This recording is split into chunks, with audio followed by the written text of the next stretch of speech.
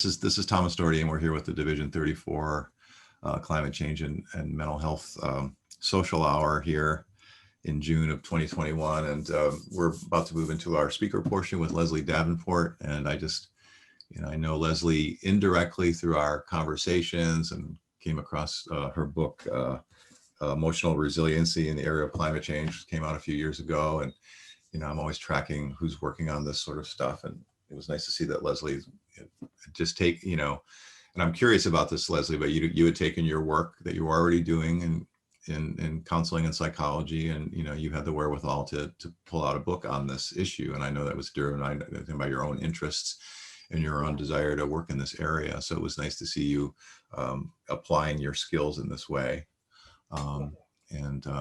So I want to welcome you, and we'll hear a bit about what you're talking about and in your current work, and glad to have you.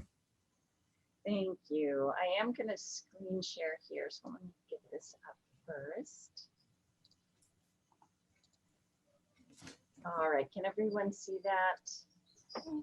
Yeah, okay. Yeah, we can see that. All right, so I believe we only have about 20 minutes, so I'm going to go through a fair amount of material somewhat quickly and hope that it might trigger some more conversations for our next breakout session. So one of the things I've been looking at is, this climate psychology emerging field. What is it? Why is it? And as Thomas was just saying, there's so much that's already built into mental health training that has such a valuable application toward climate work. And I've started a list, and it will be interesting to see as as I quickly go through these, other things that you may add, ways that you're involved, other ways that we can help. So, the mental health field has often looked at denial in terms of one of the defense mechanisms. So how does that apply to climate denial and disavowal? And what can we do to help people understand that there's an emotional underpinning below that often has to do with feelings of overwhelm or powerlessness that sort of come disguised as apathy or an I don't care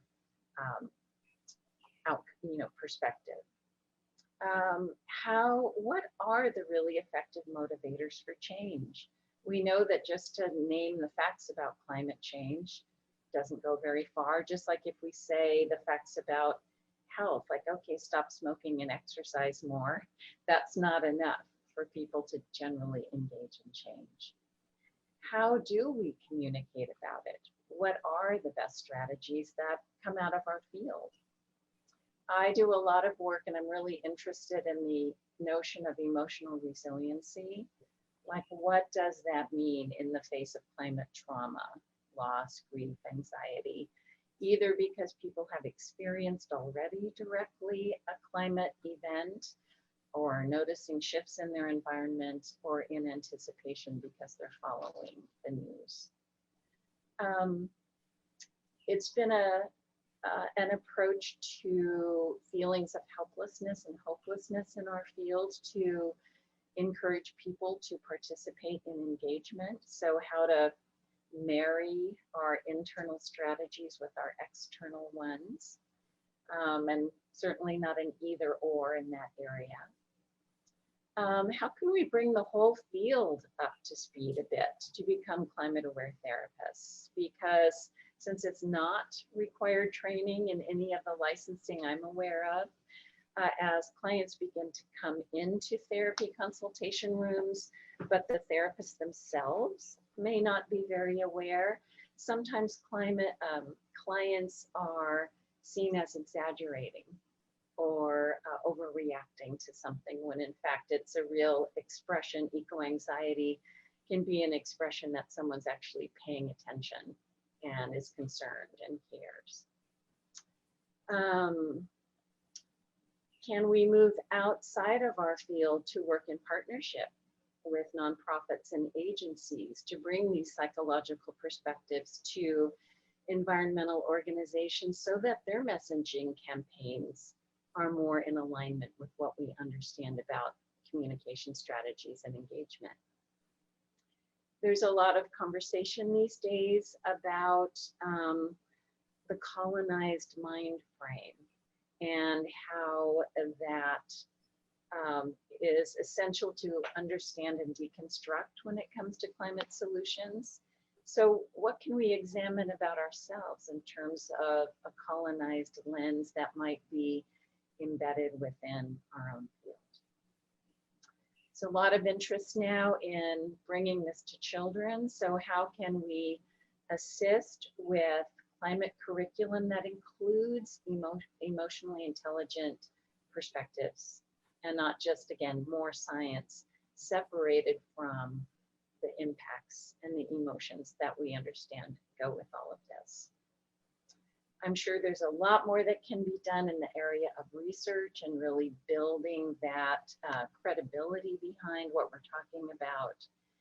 And then the ways that climate psychology comes together with eco-psychology and promoting the therapeutic benefits of time outside, but knowing that even that can become complex because the outside changes and maybe there are reminders that trigger distress about the path that we're all on.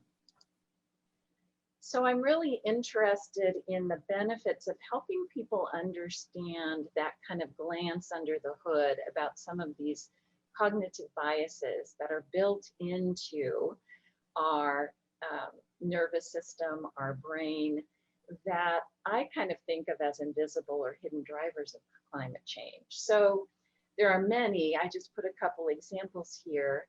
So the fact that we tend to, all of us, tend to seek out information that confirms our existing beliefs and minimize facts that oppose that. And you know, I think social media has really complicated this or amplified this effect because we tend to get into these areas that are just, on the one hand, it's great because we're building community and perhaps like-minded thinkers, but is it also kind of closing off things we need to approach or ways to talk about things because our circle ends up getting sort of small and insular in these ways.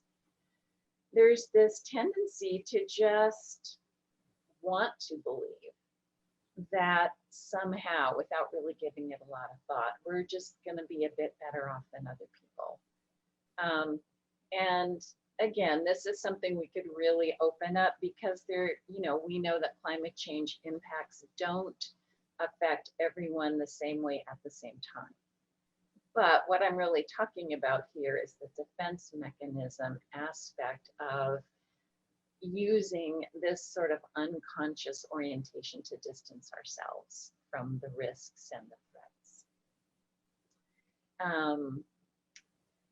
The hyperbolic discounting is just the notion that the present's more important than the future. And, you know, I look at a lot of these things with as much compassion as possible, because there's also a practical truth to this. You know, in our getting to know each other brief check-in, we were talking about dealing with kids and, you know, school and getting food on the table and paying the bills. And there's an awful lot of demands on our present life.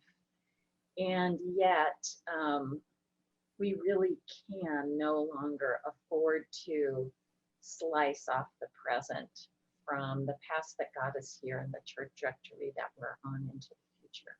So these are just a few of many.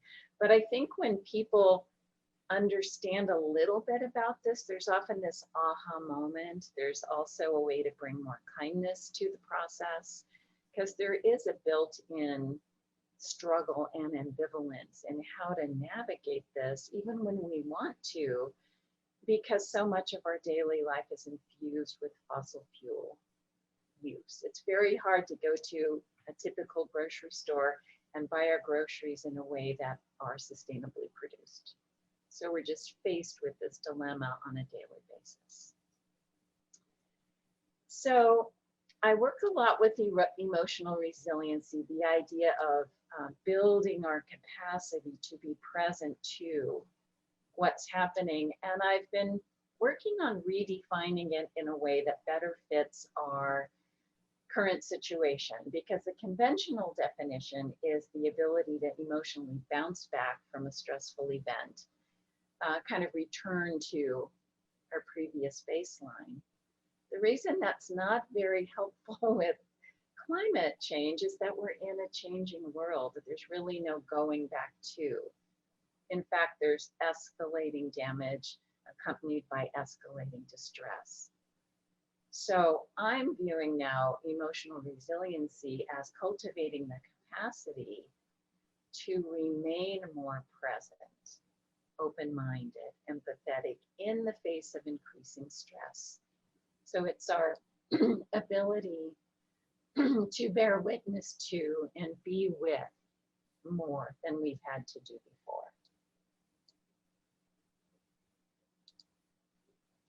One way of understanding this is through the trauma model of the window of tolerance, or sometimes called the zone of resilience. I'm sure this is a very familiar idea, even if you're not used to this terminology, but that we have an ability to deal with life coming at us within a certain zone. And if we're not getting enough sleep or eating well, that zone can shrink. If we're doing good self-care, that zone can expand. And the amount of things and the intensity of things also, affect how much we're able to keep ourselves kind of online in a functioning way. And when we get overwhelmed, we either move into an act out place, a lash out place, or a check out place. So hyperarousal, hypoarousal, getting reactive, or numbing out. And so again, to understand this notion and to help people get more acquainted with sensing those edges, learning tools for expanding their zone of resilience is a big part of what I'm trying to bring forward. And there's lots of tools. We could talk about that more. And when it comes to climate education, what I've been doing is using the trauma-informed concept of toggling. So we have to be compassionate truth tellers about the realities of what's really happening, but to do it in ways that we go back and forth between the information and how to address the emotions that get triggered and arise from that. So to go back and forth between learning and practicing the tools and how to be with the information that's presented. Because again, it's that blast of information and not knowing what to do with it and the rise of emotional distress that gets people to check out. So in very simple terms, I'm encouraging people to feel into their stretch zone. The panic zone would be outside of that window of tolerance. The comfort zone is perhaps not doing as much as we can. That's something I heard everyone acknowledging a little bit in their check-in, what can I do? So where can we stretch a bit that allows us to still function and attend to the things we do, but that we're really growing in this process? So I'm not going to do this because of time. I always just try and bring more than there's time for, but I'm going to describe this. So I like to have a lot of tools that can just be 10 minutes at a planning meeting. Doesn't have to always be in the context of a therapy session. And some of you may know that the benefit of shaking and the natural part of shaking as it relates to releasing trauma. So I've created kind of a fun version that can be used with children or adults. It also tends to bring a playfulness and a humor. So I have people stand up and just to start to shake their head a little bit as if they were shaking water off, and to gradually bring it through their whole body, flicking water, the sense of water off their fingers, off their toes, to do it slowly at first, and then just do it several times where it just kind of ripples through the body, and to notice what they feel like before and what they feel like after. And it's actually pretty remarkable that if you take 5 minutes to do this, how much of a shift can occur?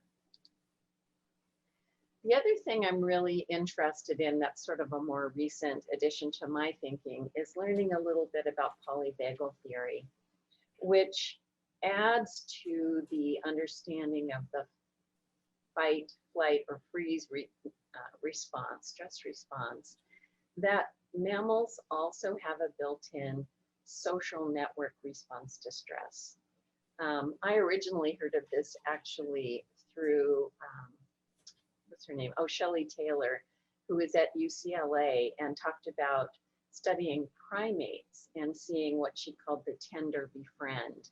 That it isn't just this individualistic, I'm going to run or I'm going to freeze, and but that there's this impulse to reach out to others, and that this importance of coming together is actually baked into our evolutionary system, and that knowing that we can also optimize it. And the thing that's so interesting about polyvagal theory is it's talked about not just a kind word or not feeling so alone, but that our nervous systems are attempting to regulate with each other.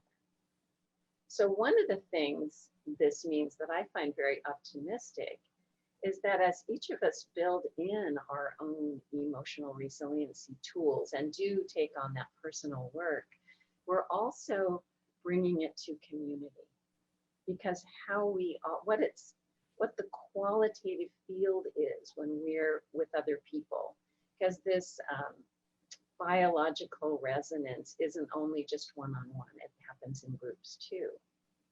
And this, you know, it's kind of common sense, because if you think about a group of people and someone who's angry or agitated walks in, you can see that discomfort ripple, right, through people.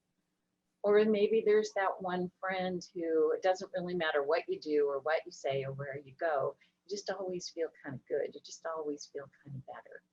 And so this is attempting to put sort of a biological understanding to what that is, that people can relate to.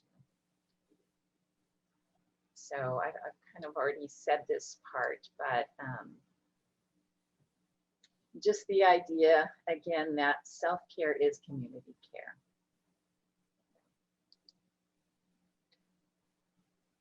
So as we understand these deeper layers of what affects us and how it affects us, that's so much more than our conscious thoughts.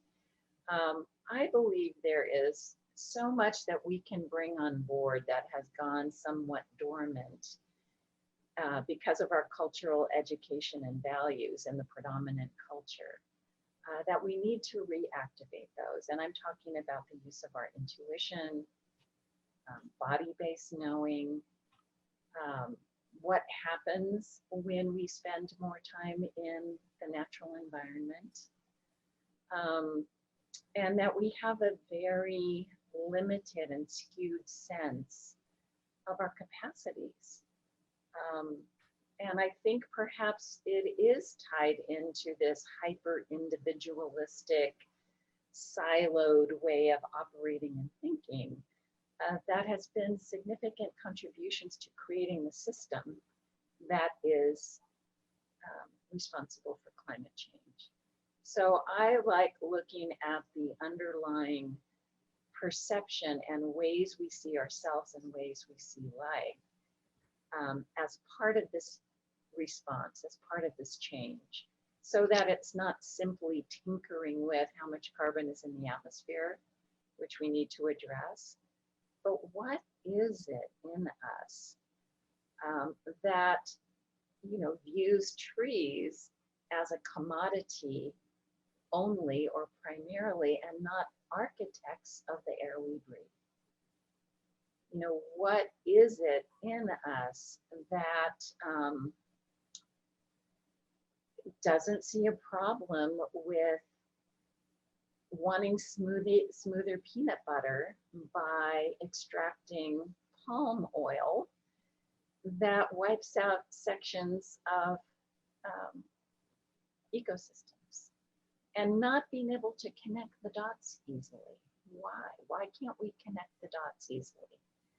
And I think if we work not only externally on these systemic changes, but activate more of who we are in being human, it will be much easier, because we'll start seeing through a lens of visceral understanding of our interdependence and our interconnection.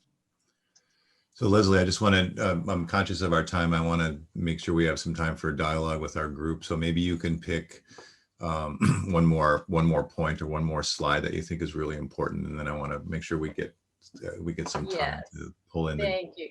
Yeah. I was thinking the same thing. So I am going to also skip over another experience I had hoped to bring you, that perhaps I will do at another time, that has to do with how to tap into what I'm describing.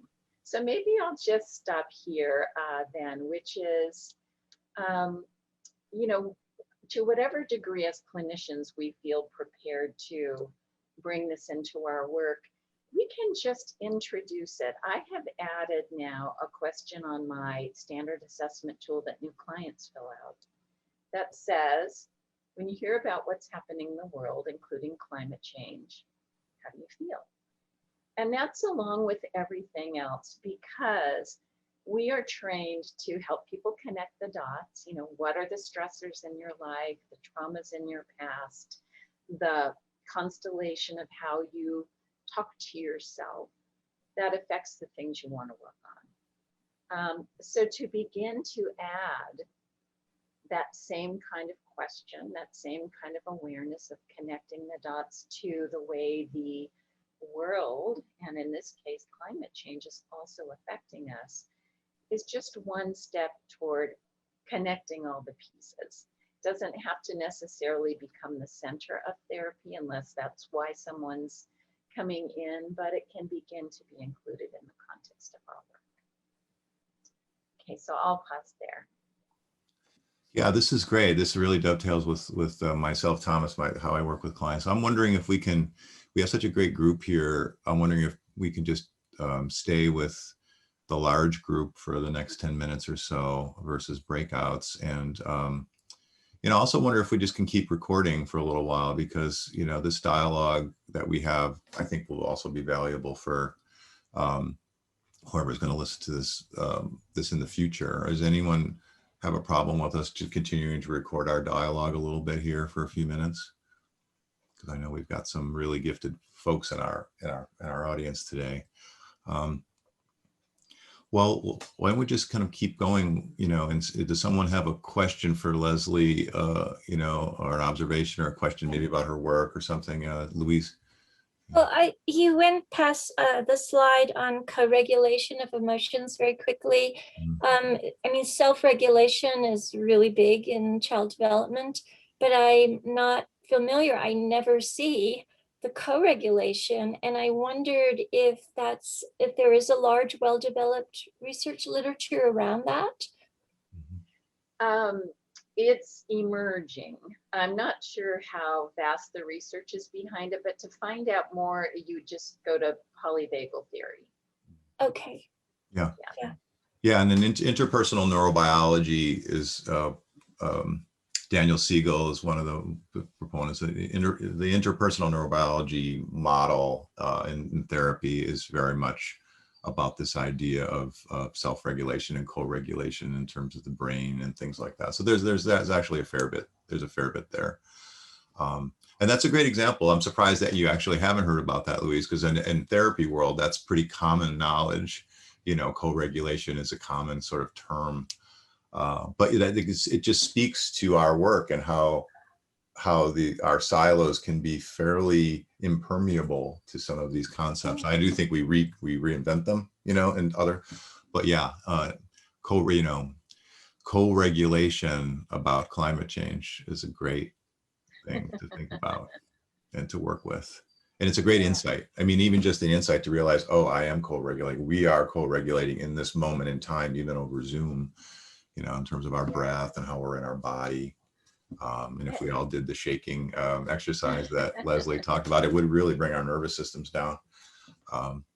So yeah, co-regulation. Is Oh, there no, a research on co-regulation around climate change specifically? not that I'm aware of. I don't think so. I will mention one other resource because it goes by different names too. There's a book that came out maybe 15 years ago, written by 3 psychiatrists, called A General Theory of Love. And they talked about it as limbic resonance, that our limbic systems resonate with each other. So it's sort of a variation on the theme. So at this point, I think I'm not sure it's unified, but there are things out there. Mhm. Yeah, I'm gonna put a link in the chat to just something I pulled up just quickly on co-regulation, just to give an example of some the things that are out in the clinical world. Yeah. Other questions for Leslie or for comments, observations? I just have a couple of comments and probably questions that will come up later. But first, thank you for that, for sharing that with us. It was really, really full of insights, at least for me. And it's particularly what stands out for me is the quote, why do we see trees as a commodity instead of architects of the air we breathe? I don't know if that's in one of your books but I'm gonna quote you and share that. That was beautiful.